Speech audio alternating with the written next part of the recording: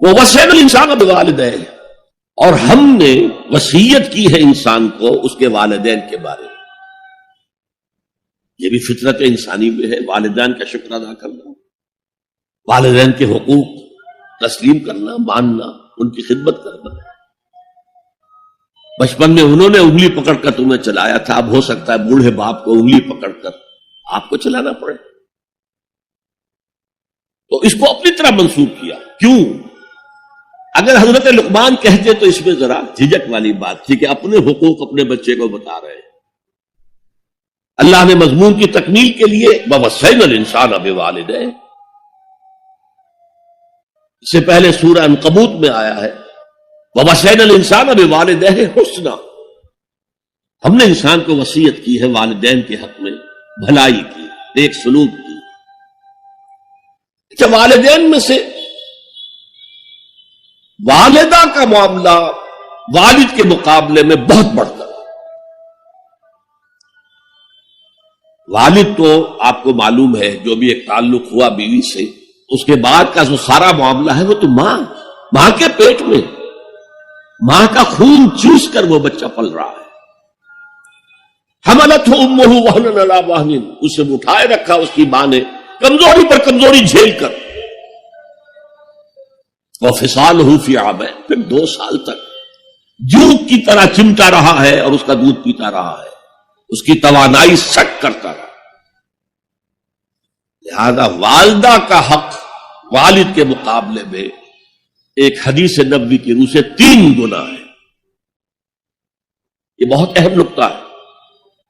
یہ ایک حدیث میں آتا ہے کہ ایک صحابی نے حضور سے پوچھا، حضور میرے حسن سلوک کا اولین مستحق کون ہے؟ فرمایا تیری ماں. کہا ان کے بعد؟ فرمایا تیری ماں. تیسری مرتبہ پوچھا ان کے بعد؟ تیری ماں. چوتھی مرتبہ پوچھا تو کہا تیرا باپ. گویا کہ والدہ کا حق، اس کی خدمت، اس کے ساتھ نرمی، کہیں اس کے دل کو ٹھیس نہ پہنچا دینا. اس لیے کہ بڑا سخت قسم کا نفسیاتی معاملہ ہوتا ہے. آپ کو معلوم ہے جب بچے تھے ہم تو اپنے والدین کی محبت کا مرکز تھے. ان کی ساری محبت ہم پر مرکوز تھی. ہم بھی ان کی شفقت کو مانتے تھے، محبت کرتے تھے. ہماری شادی ہو گئی، اولاد ہو گئی تو ہمارا ایک نیا مرکز محبت وجود میں آ گیا. بیوی سے محبت ہے، اولاد سے محبت. اب بوڑھے والدین کے اندر پیاس پیدا ہوئی محبت. یہی ہمارے ہاں ساس بہو کا جھگڑا جو ہے اس کی اصل بنیاد نفسیاتی ہے کہ ان کے دلوں میں پیاس ہوتی ہے. اب اگر ان کی دلجوئی کی جائے، ان کو وقت دیا جائے، ان کے پاس بیٹھا جائے، ان کی باتیں سنی جائیں، تب تو ان کو کچھ نہ کچھ جو ہے تسکین ہوتی ہے. ورنہ ایک بڑا احساس محرومی شدید پیدا ہو جاتا ہے والدین. یہی وجہ ہے کہ صرف 2 چیزیں ہیں جن کا محض دیکھنا تعظیم اور محبت کے ساتھ موجب ثواب ہے، عبادت ہے. خانہ کعبہ کو محض دیکھنا عبادت ہے، بیٹھ کر تعظیماً دیکھتے رہو، طواف بھی نہیں کر رہے، دیکھنا عبادت. اور بوڑھے والدین کو محبت بھری نگاہ سے دیکھنا عبادت ہے. تو یہاں اللہ صاف فرما رہا اشکر لی والے والدین، پہلا شکر میرا ہے، خالق میں ہوں. والدین کے دل میں شفقت میں نے ڈالی ہے، مقدم شکر میرا ہوگا. والے والدین، مخلوق میں سب سے زیادہ شکر والدین کے. اور یہ قرآن میں 5 جگہ آیا. وَقَضَىٰ رَبُّكَ أَلَّا تَعْبُدُوا إِلَّا إِيَّاهُ وَبِالْوَالِدَيْنِ إِحْسَانًا. سورہ بنی اسرائیل، سورہ بقرہ میں ہے، سورہ نساء میں ہے. ان اشکر لی وَلِوَالِدَيْكَ إِلَيَّ الْمَصِيرُ. لوٹنا تو میری طرف ہے، میں حساب لے لوں گا کہ تم نے میرا بھی شکر ادا کیا تھا یا نہیں، اور اپنے والدین کا بھی شکر ادا کیا تھا یا نہیں. اب دیکھیے 2 چیزیں آئیں، ایک شکر اللہ کا اور اس کا تقاضا شرک نہ ہو، ایک شکر والدین کا. اگر یہ دونوں چیزیں ٹکرا جائیں، کس قدر منطقی ربط ہے قرآن مجید کی آیات. والدین حکم دے رہے میں شرک کرو، کیا کریں؟ آپ کے علم میں ہوگا حضرت سعد ابن ابی وقاص رضی اللہ تعالی عنہ عشرہ مبشرہ میں نوجوان تھے، ایز اے ٹین ایجر ایمان لائے ہیں حضور۔ باپ کو فوت ہوئے عرصہ ہو گیا تھا، ماں نے بڑی محبت سے مال بہت چھوڑ گیا تھا، باپ ناز و نام میں پالا۔ اب سعد ایمان لے آئے حضور پر۔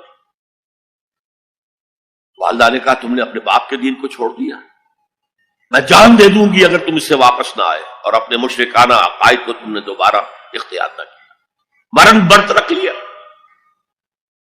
اب کیا بیت رہی ہوگی، کس قدر سلیم الفطرت نوجوان تھا سعد، جو نوجوانی میں حضور پر ایمان لایا۔ لیکن فطرت کے اندر جو چیز مثبت تھی، والدین کا ادب، اللہ جسے اپنی طرف منسوب کر رہا ہے وہ فطرت ہے۔ اب یہ ٹکرا رہے ہیں، کیا کریں؟ آیت نازل ہوئی، اور یہ آیت سورہ عنکبوت میں بھی ہے، جیسا کہ میں نے بیان کیا کہ نہیں، یہاں اگر وہ تمہیں مجبور کریں، جاہدا کا لفظ بھی یہاں پہ نوٹ کیجئے، اگر تم سے جہاد کریں، یہ جہاد صرف مسلمان نہیں کرتا، جہاد تو کافر بھی کرتا ہے، مشرک بھی کرتا ہے، لیکن جہاد ہے، مجبور کر رہے، پریس کر رہے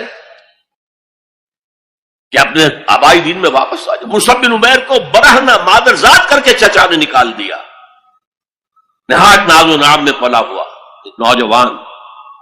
نہرو جی کے بارے میں کہا جاتا ہے ان کے کپڑے پیرس سے سل کر آتے تھے، ان کا 200 درہم کا جوڑا شام سے تیار ہو کر آتا تھا۔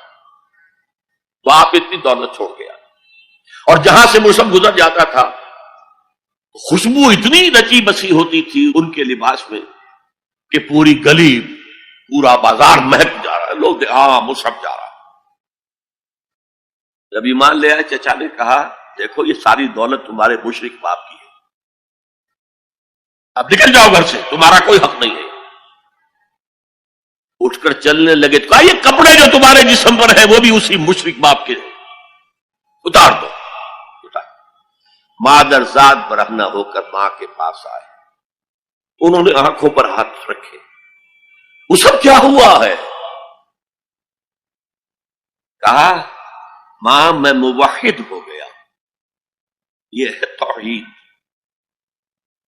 موحد اپنے آپ کو سمجھنا کچھ اور ہے، زندہ قوت تھی زمانے میں یہ توحید کبھی، اور اب کیا ہے؟ فقط ایک مسئلہ علم کلام۔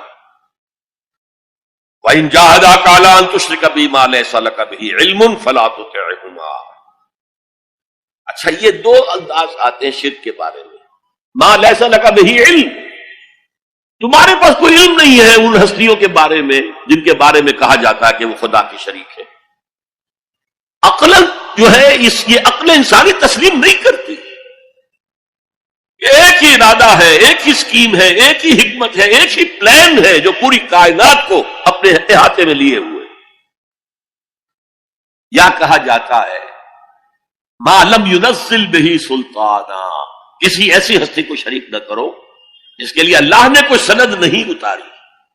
اللہ اگر کہتا میرے ساتھ یہ بھی شریک ہے تو ٹھیک ہے، ہم اللہ کو سجدہ کرتے ہیں، اس کو بھی کر دیتے ہیں۔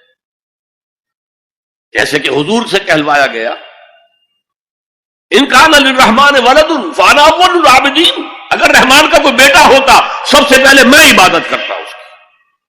کوئی نہیں ہے، نہ بیٹا ہے نہ بیٹی ہے۔ قل هو اللہ احد اللہ الصمد لم یلد ولم یولد ولم یکن له کفوا احد۔ تو فرمایا وَإِن جَاهَدَاكَ عَلَىٰ أَن تُشْرِكَ بِي مَا لَيْسَ لَكَ بِهِ عِلْمٌ فَلَا تُطِعْهُمَا۔ لیکن یہی توازن دیکھیے، یہ صرف اللہ کے کلام میں ہو سکتا ہے، یہ نہیں کہ پھر ان کو دفاع کرو، ان سے کوئی تعلق نہ رکھو، نہیں۔ صاحبهما فی الدنیا معروفا، ان کا کہنا تو مت مانو اس معاملے میں، اللہ کا حق احق ہے، بالا تر ہے، لیکن ان کے ساتھ دنیا میں رہو معروف طریقے سے، ان کے حقوق ادا کرو، چاہے مشرک ہے والدین، چاہے کافر ہے والدین، ان کی خدمت تمہارے ذمے ہے، ان کی ضروریات پورا کرنا تمہارے ذمے ہے اپنے مقدرت کے مطابق۔ صاحبہما فی الدنیا معروفا، اور واتبع سبیل من اناب الی، پیروی والدین کی ضروری نہیں ہے، اطاعت والدین کی لازمی نہیں ہے۔ لا طاعت لمخلوق فی معصیت الخالق، کسی مخلوق کی اطاعت نہیں کی جا سکتی اگر اس سے خالق کی معصیت لازم آ رہی، تو والدین کے لیے بھی ہے۔ اطاعت مطلق نہیں ہے، پیروی ان کی ضروری نہیں ہے، پیروی اس کی کرو جس نے اپنا رخ میری طرف کر لیا۔ ابھی اللہ کا کلام چل رہا ہے نا، درمیان میں جو آیا ہے، اتباع اس کی کرو۔ دیکھو کون ہے جس نے اپنا رخ میری طرف کر لیا ہے، پیروی اس کی کرو، والدین کی نہیں۔ معاویہ کون ہے؟ وہ خود ایک صحابی رسول ہیں، جلیل القدر صحابی رسول ہیں، اور آپ کو میں نے کل بھی بتایا تھا کہ حضرت معاویہ رضی اللہ تعالیٰ عنہ کی ایک ہمشیرہ ام حبیبہ رضی اللہ تعالیٰ عنہ حضور کے ازواج مطہرات میں سے ہیں، تو حضور کے گویا کے برادر نسبتی ہوئے۔ جو چند لوگ جو وحی کے لکھنے پر جو کاتبین وحی جو حضور نے مقرر کیے تھے، ان میں سے ایک حضرت معاویہ بھی ہے۔ پھر حضرت معاویہ کے لیے حضور کی دعا ہمیں ملتی ہے، اللہم اجعلہ ہادیا مہدیا، اے اللہ اسے ہادی ہدایت دینے والا بنا دے اور مہدی بنا دے جو ہدایت یافتہ ہو۔ تو یہ ان کی شان ہے۔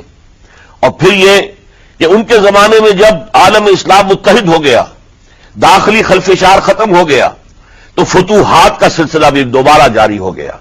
حضرت علی رضی اللہ تعالیٰ عنہ کے 5 سالہ دور خلافت میں کوئی توسیع نہیں ہو سکی تھی دارالاسلام کی، کوئی مزید علاقے جو ہیں سلطنت اسلامی میں شامل نہیں کیے جا سکے تھے، اس لیے کہ سارا معاملہ تو داخلی خلفشار کا تھا۔